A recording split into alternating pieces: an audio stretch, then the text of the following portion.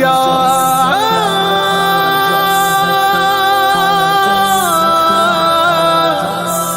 حضرت خواجہ حسن. سراج المجذوبین سرکار سیدنا سید خواجہ حسن برہانہ شاہ رحمۃ اللہ تعالی علیہ، جن کی تربت اعلیٰ ملک ہندوستان، ریاست تلنگانہ، شہر حیدرآباد، ریاست نگر پسل بنڈا میں جلوہ افروز ہے. السلام نور عرفان کی کرن، السلام السلام السلام السلام. اور اسی لیے حیدرآباد کو مدینۃ الاولیاء کہا جاتا ہے، کیونکہ عراق سے بہت سارے بزرگان دین یہاں تشریف لائے ہیں. انہی میں سے ایک حضرت سید خواجہ حسن عرف برہانہ شاہ رحمۃ اللہ تعالی علیہ ہے.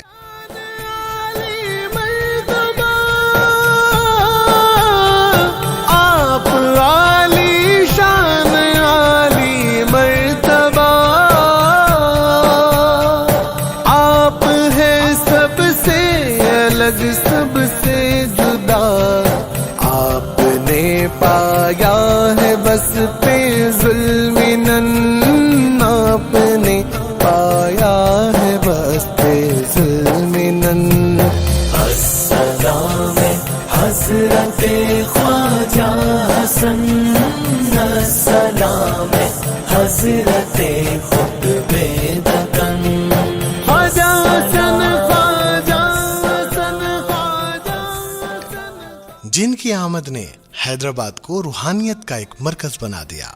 حیدرآباد کے ہر محلے میں اولیاء اللہ کے آستانے آباد ہے. آپ کے دم سے ہے پھیلی روشنی، آپ سرکار ولیوں کے ولی، آپ کے دم سے ہے پھیلی روشنی، آپ ہے نور چراغ پنجتن، آپ ہے نور چراغ پنجتن. اور انہی میں سے مشہور و معروف آستانہ سراج المجذوبین خطب وقت سرکار سیدنا سید خواجہ حسن برہانہ شاہ رحمۃ اللہ تعالی علیہ ہے، جو سن 1000 ہجری میں عراق میں پیدا ہوئے اور وہاں سے سیر کرتے ہوئے ہندوستان دلی میں تشریف لائے. حضرت صوفی سرمد رحمۃ اللہ تعالی علیہ کی خدمت میں رہے اور صحبت اختیار کی، اور وہیں سے آپ پر جذب کا رنگ طاری ہوا. آپ کی ہے کرشمہ ساز ہستی، آپ کی نور میں ڈوبی ہے بستی، آپ کی آپ سے روشن ہے یہ سارا چمن، آپ سے روشن ہے یہ سارا چمن. السلام حضرت خواجہ حسن. خلافت بھی آپ کو حاصل ہوئی اور آپ نے اپنے پیر و مرشد سیدنا صوفی سرمد رحمۃ اللہ تعالی علیہ کے حکم پر حیدرآباد تشریف لائے. انتظامی کمیٹی درگاہ حضرت سید خواجہ حسن برہانہ شاہ رحمۃ اللہ تعالی علیہ کے موجودہ صدر نشین مولانا قاضی ابواللیث شاہ محمد غضنفر علی قریشی اسد ثنائی صاحب نے حضرت سراج المجذوبین کے حوالے سے ایک خوبصورت کتاب لکھی، تذکرہ سراج المجذوبین، جس کا گزشتہ سال عرس شریف کے موقع پر رسم اجرا عمل میں آیا. یہ 400 سالہ تاریخ میں پہلی مرتبہ کوئی کتاب حضرت قبلہ رحمت اللہ تعالی علیہ پر آئی ہے. یہ اسد بھی آپ کا دربان ہے، جان و دل سے آپ پر قربان ہے. یہ اسد بھی آپ کا دربان ہے. اعوذ باللہ من الشیطان الرجیم، بسم اللہ الرحمن الرحیم. سراج المجذوبین خطب وقت حضرت سیدنا سید خواجہ حسن برہانہ شاہ رحمۃ اللہ تعالی علیہ حیدرآباد کے ان عظیم اولیاء اللہ میں شامل ہیں جو عراق سے دلی پھر حیدرآباد تشریف لائے۔ سن 1000 ہجری میں حضرت سید خواجہ حسن برہانہ شاہ رحمۃ اللہ تعالیٰ علیہ عراق میں پیدا ہوئے۔ ابتدائی وقت عراق میں گزرا، پھر جوانی میں دہلی تشریف لائے اور دہلی میں حضرت صوفی سرمد رحمۃ اللہ تعالیٰ علیہ کے خدمت میں آپ پر رنگ تصوف اور رنگ جذب چڑھا اور آپ حضرت سید خواجہ حسن برہانہ شاہ رحمۃ اللہ تعالیٰ علیہ صوفی سرمد کے مرید ہوئے اور حضرت سے خلافت آپ کو حاصل ہوئی، اور برسا برس حضرت کی خدمت میں رہنے کے بعد صوفی سرمد رحمۃ اللہ تعالیٰ علیہ کے حکم پر حیدرآباد تشریف لائے۔ حیدرآباد میں اس مقام پر جہاں آج آپ کا مزار مبارک مرجع خلائق ہے قیام فرمایا، اور عبداللہ قطب شاہ والی سلطنت گولکنڈہ کے عہد میں آپ حیدرآباد تشریف لائے۔ شہر کی فضاؤں سے دور ایک ویران علاقے میں رہائش اختیار کی۔ آپ کی بے شمار کرامتیں مشہور ہیں، تاریخی کتابوں میں درج ہیں۔ مالک پرست خان جو عبداللہ قطب شاہ کا وزیر تھا، اس کا ایک مالی حضرت کی خدمت میں حاضر ہوا کرتا تھا۔ ایک مرتبہ مالی نے اپنے بزرگوار حضرت برہانہ شاہ کی خدمت میں عرض کیا کہ میرے گھر میری بیوی حاملہ ہے اور پورے دن سے ہے، اور تیل جلانے تک کے لیے میرے پاس پیسے نہیں ہیں۔ تو حضرت نے اس کے لیے دعا کی اور فرمایا جا، اللہ بھلا کرے گا۔ یہ اپنے گھر آیا تو دیکھا کہ زچگی ہو چکی تھی اور لڑکا پیدا ہوا۔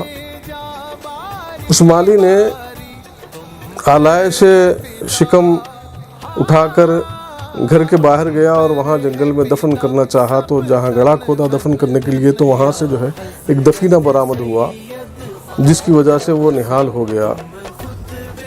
تمام سامان اس نے فراہم کر لیے، عیش و عشرت کی زندگی گزار رہا تھا۔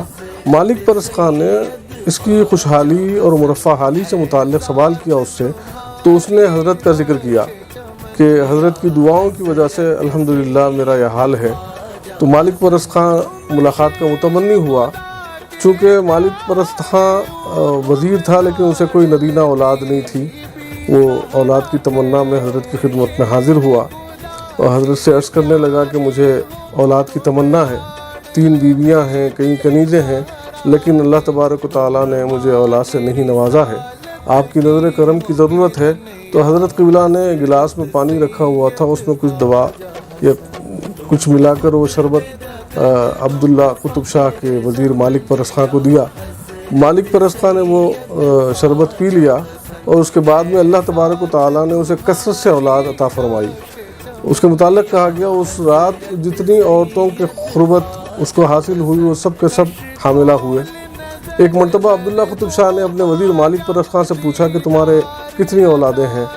تو اس نے کہا کہ حضرت میں اپنے منشی سے پوچھ کر بولتا ہوں۔ حیران رہ گیا عبداللہ قطب شاہ، اس نے کہا تمہیں تو اولاد ہی نہیں تھی، یہ اتنی زیادہ اولاد کیسے ہو گئی؟ تو اس نے حضرت کا حوالہ دیا کہ حضرت کی دعاؤں کا یہ ثمرہ مجھے حاصل ہوا۔ سرکار سیدنا خواجہ حسن برہانہ شاہ کی ایک اور کرامت میں آپ حضرات کی خدمت پیش کرتا ہوں۔ دکن کی فتح کے لیے حضرت اورنگزیب عالمگیر رحمۃ اللہ علیہ کی فوج دکن آئی، تو اس میں 2 عظیم شخصیتیں بھی موجود تھیں جن کا تعارف بادشاہ تک کو نہیں تھا۔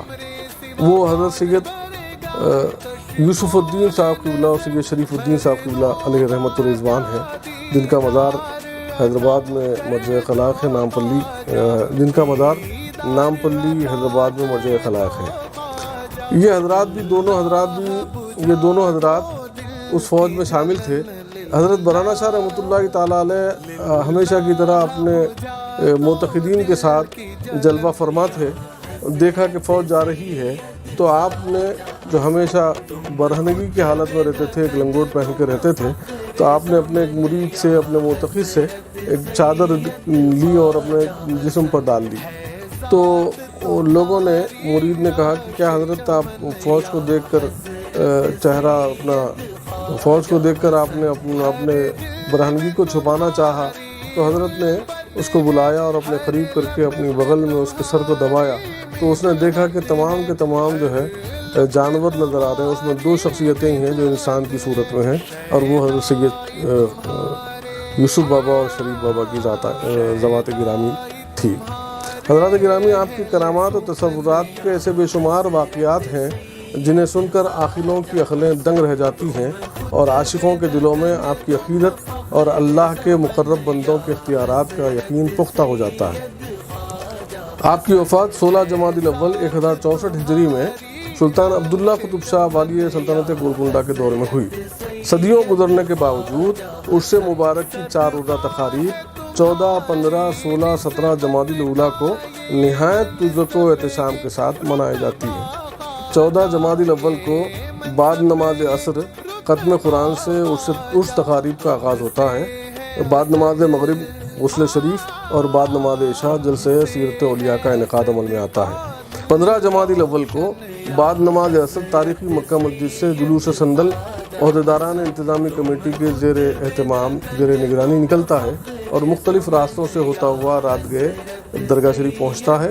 درگاہ شریف میں انتظامی کمیٹی کے ارکان سندل مالی کی رسم انجام دیتے ہیں اور اس کے بعد کل ہند ترہی نعتیہ اور منقبتی مشاعرے کا انعقاد عمل میں آتا ہے۔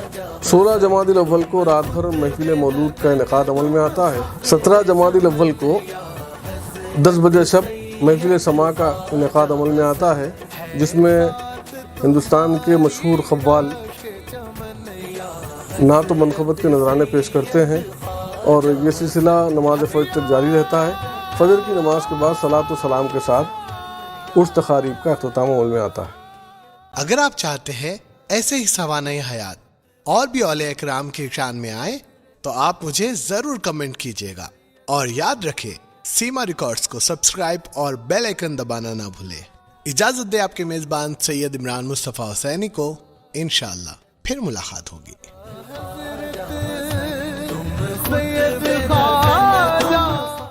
زندگی کا ہر پل رہے خوشیوں بھرا، پیار کا ہر رنگ لگے دلکش اور حسین۔